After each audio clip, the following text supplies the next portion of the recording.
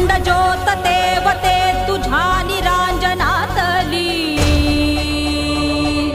अपार भाव भक्तीने तुझीच मूर्त पूजिली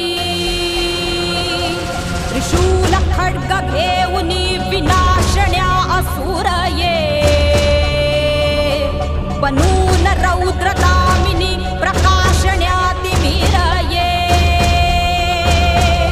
प्रतीक नारी शक्तीचे वैष्णवी महेश्वरी तुझाच अंश राहू दे सदैव माझ्या अंतरी आई अंबे